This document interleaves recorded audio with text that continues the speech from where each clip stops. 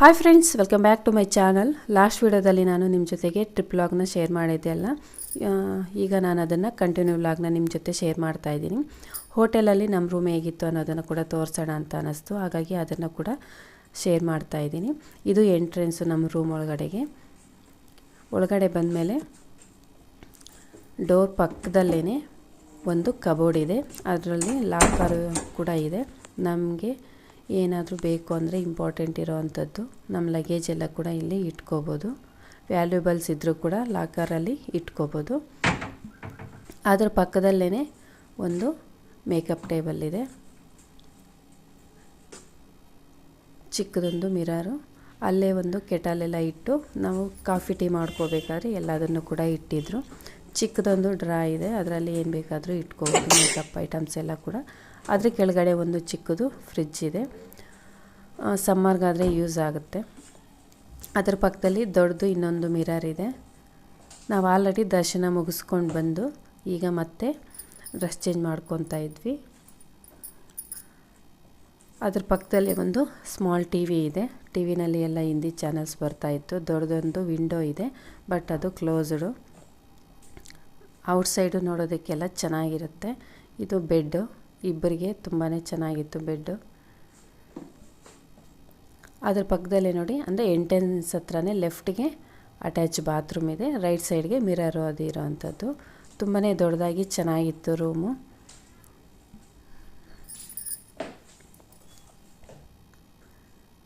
ತುಂಬ ಸ್ಪೇಷಿಯಸ್ ಆಗಿ ಚೆನ್ನಾಗಿತ್ತು ರೂಮ್ ಕೂಡ. ಇದು 3 ಸ್ಟಾರ್ ಹೋಟೆಲು. ಅವರೇ ಎಲ್ಲ ಹೋಟೆಲ್ದು ಊಟದ್ದು ಎಲ್ಲದು ಕೂಡ ಟ್ರಾನ್ಸ್ಪೋರ್ಟ್ ನಮಗೆ ಯಾರು ಅವೈಲಬಲ್ ಮಾಡಿದಾರೋ ಅವರೇ ನೋಡ್ಕೊತಾರೆ. ನಮ್ಮದೇನು ಕೂಡ ಖರ್ಚಿರೋದಿಲ್ಲ. ಈಗ ಇಲ್ಲಿ ಕೂತ್ಕೊಳ್ಳೋದಕ್ಕೆ ಒಂದು ಸೋಫಾ ಎಲ್ಲ ಕೂಡ ಹಾಕಿದ್ರು. ನಾವು ಶಿರ್ಡಿಯಲ್ಲಿ ಮುಗಿಸ್ಕೊಂಡು, ಶಿರ್ಡಿಯಲ್ಲಿ ನಾನೇನು ಕೂಡ ವೀಡಿಯೋ ಮಾಡೋಕ್ಕಾಗಲಿಲ್ಲ, ಯಾಕಂದರೆ ಮೊಬೈಲ್ಸು ಅಲೋಡ್ ಇರಲಿಲ್ಲ. ರೂಮಲ್ಲೇ ಮೊಬೈಲ್ಸ್ ಎಲ್ಲ ಕೂಡ ಇಟ್ಟೋಗಿದ್ರಿಂದ ಅಲ್ಲೇನು ಕೂಡ ವೀಡಿಯೋ ಮಾಡಲಿಲ್ಲ. ಅಲ್ಲಿ ನಾವು ಸ್ಟಾರ್ಟ್ ಆದಮೇಲೆ ಈಗ ಶನಿ ಶಿಂಗನಾಪುರ ಅಂತೇಳ್ಬಿಟ್ಟು ಅಲ್ಲಿ ಹೋಗ್ತಾ ಇದ್ವಿ. ಆಂದಿಗೆ ಹೋಗ್ತಾ ಅಲ್ಲೇ ಊಟ ಒಂದು ಕಡೆ ಅರೇಂಜ್ ಮಾಡಿದ್ದು. ನಾವು ಊಟಕ್ಕೆ ಇಳಿದಂಥ ಪ್ಲೇಸ್ ಇದು. ಅಲ್ಲಿ ಕೂಡ ತುಂಬಾ ಚೆನ್ನಾಗಿತ್ತು. ಹೋಟೆಲ್ ಮುಂದ್ಗಡೆ ಪಾರ್ಕಿಂಗು ಎಲ್ಲ ಕೂಡ ಇತ್ತು. ಚಿಕ್ಕದಾಗಿ ನೋಡಿ ಈ ರೀತಿ ಒಂದು ಅಂಗಡಿ ಕೂಡ ಇಟ್ಟಿದ್ರು. ಅಲ್ಲಿ ಕೂಡ ಇವ್ರಿಗೆ ಪರ್ಚೇಸ್ ಮಾಡ್ತಾಯಿದ್ರು. ಇಲ್ಲಿ ಪಕ್ಷಿಗಳೆಲ್ಲ ಕೂಡ ಹಾಕಿಟ್ಟಿದ್ರು ಪಂಜರದಲ್ಲಿ. ಅದನ್ನೆಲ್ಲ ನೋಡಿಕೊಂಡು, ಪಾರ್ಕು ಕೂಡ ಚೆನ್ನಾಗಿತ್ತು. ಫೋಟೋ ಸೆಷನ್ಗಂತೂ ತುಂಬಾ ಚೆನ್ನಾಗಿತ್ತು. ಯಾರು ಅಲ್ಲಿ ಫೋಟೋ ಕೂಡ ಸೆಷನ್ಸ್ ಮಾಡ್ತಾಯಿದ್ರು. ತುಂಬಾ ಚೆನ್ನಾಗಿದೆ. ಪಾರ್ಕಿಂಗ್ ಎಲ್ಲ ಕೂಡ ಚೆನ್ನಾಗಿತ್ತು. ನಾವು ಕೂಡ ಅಲ್ಲಿ ಕೆಲವು ಫೋಟೋಸನ್ನು ಮಕ್ಕಳದೆಲ್ಲ ಕೂಡ ನಾನು ಕೂಡ ತೆಗೆದೆ. ಊಟ ಆದಮೇಲೆ ಸ್ವಲ್ಪ ಟೈಮ್ ಕೊಟ್ಟಿದ್ರು. ಕೆಲವರೆಲ್ಲ ವಾಶ್ರೂಮ್ಸ್ಗೆ ಹೋಗೋರೆಲ್ಲ ಹೋಗ್ಬಿಟ್ಟು ಬಂದು ಸ್ವಲ್ಪ ಹೊತ್ತು ಅಲ್ಲಿ ಟೈಮ್ ಸ್ಪೆಂಡ್ ಮಾಡಿದ್ವಿ. ಆ ಕಡೆ ಉಯ್ಯಾಲೆಗಳು ಎಲ್ಲ ಕೂಡ ಇತ್ತು. ನಾವು ಸ್ವಲ್ಪ ಹೊತ್ತು ಹೋಗಿ ಉಯ್ಯಾಲೆ ಎಲ್ಲ ಕೂಡ ಆಡಿದ್ವಿ. ನನಗೆ ಈ ಟ್ರಿಪ್ ಅಂತೂ ತುಂಬಾ ಇಷ್ಟ ಆಯಿತು. ನಾವು ಈ ಥರ ಟ್ರಿಪ್ ಹೋದಾಗ ಒಬ್ಬರು ಇಬ್ಬರು ಹೋಗ್ತೀರ, ಒಂದು 2-3 ಫ್ಯಾಮಿಲಿ ನಾವು ಜಾಯಿಂಟಾಗಿ ಹೋದಾಗ ಎಂಜಾಯ್ ಮಾಡೋದಕ್ಕೆ ತುಂಬಾ ಚೆನ್ನಾಗಿರುತ್ತೆ. ನಾವು 4 ಫ್ಯಾಮ್ಲಿಯವರು ಹೋಗಿದ್ವಿ. ಆಲ್ಮೋಸ್ಟ್ ನಾವೆಲ್ಲೋದ್ರೂ ಕೂಡ 3 ಫ್ಯಾಮ್ಲಿಯವರು ಎಲ್ಲೋ ಹೋದರೂ ಕೂಡ ಆಲ್ಮೋಸ್ಟ್ ಜೊತೆಯಲ್ಲೇ ಹೋಗ್ತಿರ್ತೀವಿ. ಈ ಥರ ಪ್ಲೇಸಸ್ಗೋಸ್ಕರ ಹೋದಾಗ ಮನೆಗೆ ಆ ಥರ ಹೋದಾಗ ಮಾತ್ರ ಮಿಸ್ ಆಗ್ತಿಲ್ಲ. ಬೇರೆ ಹೋದಾಗ ನಾವು ಹೋಗ್ತಿರ್ತೀವಿ. ತುಂಬಾ ಎಂಜಾಯ್ ಮಾಡ್ತೀವಿ. ಮಿಸ್ ಆಗಿದ್ದು ಅಂತಂದರೆ ಅವ್ರ ಮಕ್ಕಳು ತುಂಬಾ ಕ್ಲೋಸ್ ಆಗಿರ್ತಾರೆ. ಮಕ್ಕಳಿದ್ದಿದ್ರೆ ನಮ್ಮ ಮಕ್ಕಳು ಅವ್ರ ಜೊತೆಲಿ ತುಂಬಾ ಎಂಜಾಯ್ ಮಾಡೋರು ಅಂತ ಅನ್ನಿಸ್ತು. ನಮ್ಮ ಮಕ್ಕಳು ಅಲ್ಲಿ ನಮ್ಮ ಮಕ್ಕಳು ಇದ್ದೇನೆ, ಇನ್ನೆಲ್ಲರೂ ಕೂಡ ದೊಡ್ಡವರೇನೇ ಇದ್ದಿದ್ದು. ಸೊ ಈಗ ಇಲ್ಲಿ ಉಯ್ಯಾಲೆ ಆಡೋಣ ಅಂತ ಹೇಳ್ಬಿಟ್ಟು ಆಡ್ತಾ ಇದ್ವಿ. ನಾನು ಆಲ್ರೆಡಿ ಸ್ವಲ್ಪ ಮಕ್ಕಳು ಉಯ್ಯಾಲೆ ಆಡ್ತಾ ಇದ್ರು. ತುಂಬಾ ಎಂಜಾಯ್ ಮಾಡ್ತಾ ಇದ್ವಿ. ಇಲ್ಲಿ ಗ್ರೀನರಿ ಎಲ್ಲ ಕೂಡ ಚೆನ್ನಾಗಿತ್ತು. ಎಲ್ಲರೂ ಸ್ವಲ್ಪ ಹೊತ್ತು ಆಟ ಆಡ್ಕೊಂಡು ಎಂಜಾಯ್ ಮಾಡಿದ್ವಿ. ಇನ್ನು ಕೆಲವರು ಊಟ ಮುಗಿಸ್ಕೊಂಡು ವಾಶ್ರೂಮ್ ಕಡೆ ಹೋಗಿದ್ರು. ಟೈಮ್ ಇತ್ತು ಅಂತ ಹೇಳ್ಬಿಟ್ಟು ನಾವಿಲ್ಲಿ ಸ್ವಲ್ಪ ಹೊತ್ತು ಆಡೋದಕ್ಕೆ ಬಂದ್ವಿ. ಮಕ್ಕಳಿದ್ರೆ ಇಲ್ಲಿ ತುಂಬ ಚೆನ್ನಾಗಿ ಎಂಜಾಯ್ ಮಾಡ್ತಾರೆ. ಸೊ ನಮ್ಮ ಮಕ್ಕಳಿಗೆ ಬೋರ್ ಆಗಬಾರ್ದಲ್ವ, ಅದಕ್ಕೆ ನಾನು ಕೂಡ ಅವ್ರ ಜೊತೆಯಲ್ಲಿ ಹೋಗಿ ಸ್ವಲ್ಪ ಹೊತ್ತು ಆಟ ಆಡ್ತಾಯಿದ್ದೆ. ಅವರಿಬ್ಬರೇ ಇದ್ದವಾಗ ಅವರು ಕೂಡ ಬೋರ್ ಅನಿಸುತ್ತೆ. ಹಾಗಾಗಿ ನಾವು ಕೂಡ ಮಕ್ಕಳ ಜೊತೆಯಲ್ಲಿ ಹೋಗ್ತಾಯಿದ್ವಿ. ಅಲ್ಲೇ ಈ ಕಡೆ ರೈಟ್ ಸೈಡ್ಗೆ ನೋಡಿ ಈ ರೀತಿ ಚೆನ್ನಾಗಿ ಮಾಡಿದರು. ಒಬ್ಬ ಅಜ್ಜಿ ತಾತನ ಅಲ್ಲಿ ಕೂರಿಸ್ಬಿಟ್ಟು ಬೊಂಬೆಗಳದು ಅಲ್ಲಿ ರಿಯಲ್ ಆಗಿರೋಂಥ ಪಾತ್ರೆಗಳನ್ನೆಲ್ಲ ಒಲೆಗಳು ಅದೆಲ್ಲ ಕೂಡ ಸೆಟ್ ಮಾಡಿದರು. ಫೋಟೋ ಸೆಷನ್ಗೆ ಚೆನ್ನಾಗಿರುತ್ತೆ. ಸಿರಿ ಕೂಡ ಒಂದಷ್ಟು ಫೋಟೋಸ್ ತಗೊಂಡ್ಲು. ಸಿರಿ ವಿಶ್ರುತ ಇಬ್ಬರೂ ಅಡುಗೆ ಮಾಡ್ತಾ ಇರೋ ಥರ ವೀಡಿಯೋ ಮಾಡ್ಕೊತೀನಿ ಅಂತೇಳ್ಬಿಟ್ಟು ಈ ರೀತಿ ತಗೊಂಡ್ಲು. ಅದ್ರ ಪಕ್ಕದಲ್ಲಿ ಈ ರೀತಿ ವಾಟರ್ ಫಾಲ್ ಇದೆ, ಅಲ್ಲಿ ಕೂಡ ಚೆನ್ನಾಗಿದೆ. ಫೋಟೋಸ್ಗಂತೂ ತುಂಬಾ ಚೆನ್ನಾಗಿತ್ತು ಆ ಪ್ಲೇಸು. ನಂತರ ಇಲ್ಲಿಂದ ನಾವು ಊಟ ಮುಗಿಸ್ಕೊಂಡು ಬಂದಿದ್ದು ಶನಿಸಿಂಗನಾಪುರ ಅಂತ ಹೇಳ್ಬಿಟ್ಟು, ಅಲ್ಲಿಂದ ಅಲ್ಲಿಗೆ ಆಲ್ಮೋಸ್ಟ್ 1 ಅವರ್ ಜರ್ನಿ ಆಗುತ್ತೆ. ನಾವಿಲ್ಲಿ ಹೋಟೆಲ್ ಹತ್ರ ಒಂದು ಸ್ವಲ್ಪ ಹೊತ್ತು ಟೈಮ್ ವೇಸ್ಟ್ ಮಾಡಿದ್ವಲ್ವ, ಹಾಗಾಗಿ ಸ್ವಲ್ಪ ಟೈಮ್ ಜಾಸ್ತಿನೇ ತಗೊಂತು. ಊಟ ಮುಗಿಸ್ಕೊಂಡು ಬಸ್ ಹತ್ತಿ ಬಂದಿದ್ದು ಶನಿ ಶಿಂಗನಾಪುರ. ಇದೇ ಪ್ಲೇಸ್ ಅದು, ಶನಿ ಮಹಾತ್ಮ ದೇವಸ್ಥಾನ. ಮೊದಲೆಲ್ಲ ಹೇಳ್ತಾಯಿದ್ರು, ನಾನು ಕೂಡ ಕೇಳಿದ್ದೆ, ಈ ಊರಲ್ಲಿ ಯಾವುದೇ ಮನೆ ಆಗಲಿ ಅಂಗಡಿಗಳಾಗಲಿ ವಿತಿನ್ ಬ್ಯಾಂಕ್ ಆಗಲಿ ಬಾಗಿಲುಗಳು ಇರೋದಿಲ್ಲ ಅಂತೇಳ್ಬಿಟ್ಟು ಹೇಳ್ತಾಯಿದ್ರು. ಈಗಲೂ ಕೂಡ ಆಲ್ಮೋಸ್ಟ್ ಎಲ್ಲಿ ಕೂಡ ಬಾಗಿಲುಗಳು ಇಲ್ಲ ಅಂತ. ಇಲ್ಲಿಕ್ಕಿರೋ ಅಂಗಡಿಗಳಿಗೂ ಕೂಡ ಯಾವುದೇ ಬಾಗಿಲುಗಳು ಹಾಕೋದಿಲ್ಲ, ಯಾವಾಗಲೂ ಕೂಡ ಓಪನ್ನಾಗೇ ಇರ್ತವೆ. ಈಗೀಗ ಕಟ್ತಾ ಇರೋ ಮನೆಗಳಿಗೆ ಬಿಟ್ಟರೆ ಮೊದಲು ಕಟ್ಟಿರೋಂಥ ಯಾವ ಮನೆಗಳಿಗೂ ಕೂಡ ಬಾಗಿಲುಗಳಿಲ್ಲ, ಈಗೀಗ ಇಡ್ತಿದ್ದಾರೆ. ಅಂದರೆ ಇಲ್ಲಿ ದೇವ್ರದ ಮಹಿಮೆ ಅಷ್ಟೊಂದಿದೆ. ಯಾರು ಕೂಡ ಯಾವುದೇ ವಸ್ತುವನ್ನು ಕಳ್ತನ ಮಾಡಿದ್ರು ಅದು ಕಳ್ತನ ಮಾಡೋಕ್ಕಾಗೋದಿಲ್ಲ, ಸಿಕ್ಕಾಕ್ಕೊತಾರೆ, ಅಷ್ಟೊಂದು ಮಹಿಮೆ ಇದೆ ಅಂತೇಳ್ಬಿಟ್ಟು ಹೇಳ್ತಾಯಿದ್ರು. ನಾವೀಗ ಒಳಗಡೆಗೆ ಎಂಟ್ರಿ ಆಗ್ತಾಯಿದ್ವಿ. ಆಚೆನೇ ನಮಗೆ ಪೂಜೆ ಸಾಮಾನೆಲ್ಲ ಕೂಡ ಸಿಗುತ್ತೆ. ದೇವ್ರ ಮೇಲೆ ಹಾಕೋದಕ್ಕೆ ಎಣ್ಣೆ ಕೂಡ ಮಾರ್ತಾ ಇರ್ತಾರೆ. ದೇವ್ರ ಮೇಲೆ ಎಣ್ಣೆ ನಾವು ಡೈರೆಕ್ಟಾಗಿ ನಾವು ತಗೊಂಡೋಗಿರೋ ಎಣ್ಣೆ ಹಾಕಬೇಕು ಅಂತಂದರೆ 500 ರೂಪೀಸ್ ಟಿಕೆಟ್ ಅಂತೆ. ಬೇಡ ಅನ್ನೋರು ಅಲ್ಲಿ ಒಂದು ಟಬ್ ಥರ ಇಟ್ಬಿಟ್ಟು ಅದಕ್ಕೆ ಪಂಪ್ ಇರುತ್ತಂತೆ, ದೇವ್ರ ಮೇಲೆಗೆ ಅದು ಕೂಡ ಹೋಗುತ್ತೆ. ನಾವು ಅದರಲ್ಲೇ ಹಾಕಿಬಿಟ್ರು, ಅದಕ್ಕೇನು ಟಿಕೆಟ್ ಇಲ್ಲ. ಅದು ಕೂಡ ಪಂಪ್ ಆಗ್ತಾ ದೇವ್ರ ಮೇಲೇ ಬೀಳ್ತಾ ಇರುತ್ತಂತೆ. ನಂತರ ಇಲ್ಲಿ ಪೂಜೆ ಸಾಮಾನು ಕೊಟ್ಟಿರೋಂಥದ್ದು ಇಲ್ಲಿ ಹೋಗ್ತಾನೆ ಅಂದಿವೆ ಈ ಥರ ಇಟ್ಟಿರ್ತಾರೆ, ಅಲ್ಲೇ ಅದನ್ನೆಲ್ಲ ಕೂಡ ಹಾಕಿಬಿಟ್ಟು ಪೂಜೆ ಮಾಡಿಕೊಂಡು ಹೋಗಬೇಕು. ಪೂಜೆ ಸಾಮಾನೆಲ್ಲ ಕೂಡ ಅಲ್ಲೇ ಹಾಕಬೇಕು. ಎಣ್ಣೆ ಮಾತ್ರ ಎತ್ಕೊಂಡೋಗಿ ದೇವ್ರ ಮೇಲೆ ಹಾಕೋವಂಥವ್ರು ಅಲ್ಲಿ ಕೊಟ್ಟರೆ ಅದನ್ನು ಹಾಕ್ತಾರೆ, ಇಲ್ಲ ಅಂತಂದರೆ ಟಬ್ ಥರ ಒಂದು ಇಟ್ಟಿರ್ತಾರೆ, ಅದರಲ್ಲಿ ಹಾಕ್ಕೋಬೇಕು. ಇಲ್ಲಿ ಅವು ಕೊಟ್ಟಿರೋವಂಥ ಪೂಜೆ ಸಾಮಾನೆಲ್ಲ ಕೂಡ ಬುಟ್ಟಿಗಳ ಥರ ಇಟ್ಟಿರ್ತಾರೆ. ಆ ಬುಟ್ಟಿಗಳಲ್ಲೇ ನಾವು ಸಪ್ರೇಟಾಗಿ ನೋಡಿ ಇಲ್ಲಿ ಕಾಣಿಸ್ತಾ ಇದೆ ಅಲ್ವಾ, ಟೊಮೊಟೊ ಬಾಕ್ಸ್ಗಳು ಬರುತ್ತಲ್ಲ ಆ ಥರದ್ದು ಇಟ್ಟಿದ್ರು, ಅದರಲ್ಲಿ ಹಾಕಿಬಿಡಬೇಕು. ಇಲ್ಲ ನಾವು ಮನೆಗೆ ತಗೊಂಡು ಹೋಗ್ತೀವಿ, ಕೆಲವು ಐಟಮ್ಸು ಮನೆಯಲ್ಲಿ ನಾವು ಬಾಗಿಲ ಹತ್ರ ಕಟ್ಟೋದಕ್ಕೆ ಆ ಥರ ಇರುತ್ತಲ್ಲ, ಅದನ್ನು ಬೇಕು ಅಂದರೆ ನಾವು ಪೂಜೆ ಮಾಡಿಸ್ಕೊಂಡು ಮನೆಗೆ ರಿಟರ್ನ್ ತಗೊಂಡು ಬರ್ಬೋದು. ನಾವು ಕೂಡ ಒಂದು ಸೆಟ್ಟು ಮನೆಗೆ ರಿಟರ್ನ್ ತಂದಿದ್ವಿ, ಮನೆಯಲ್ಲಿ ಕಟ್ಟೋಣ ಅಂತ ಹೇಳ್ಬಿಟ್ಟು. ಇಲ್ಲಿಂದ ಒಳಗಡೆಗೆ ಹೋದರೆ ಅಲ್ಲೊಂದು ದೇವಸ್ಥಾನ ಇದೆ. ನಾನು ದೇವಸ್ಥಾನ ತುಂಬ ದೊಡ್ಡದಾಗೇ ಇದೆ.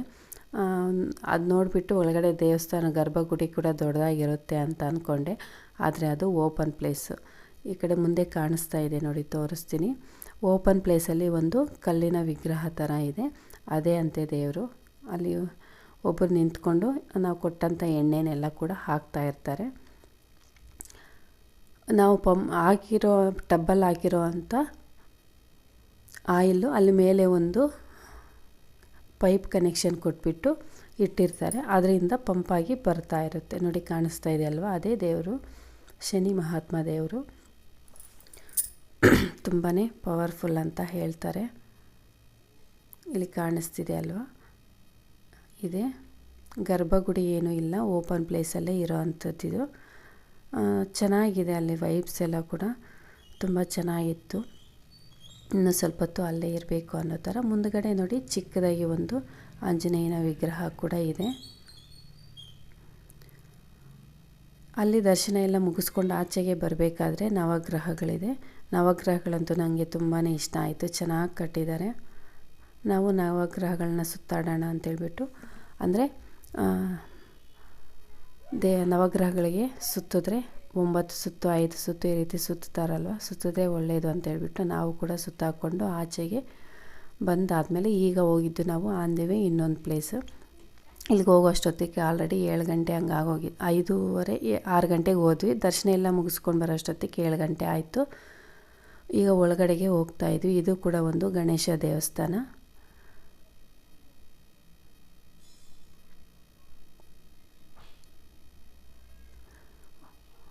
ದರ್ಶನಕ್ಕೆ ಎಲ್ಲರೂ ಕೂಡ ಹೋಗ್ತಾ ಇದ್ದೀವಿ.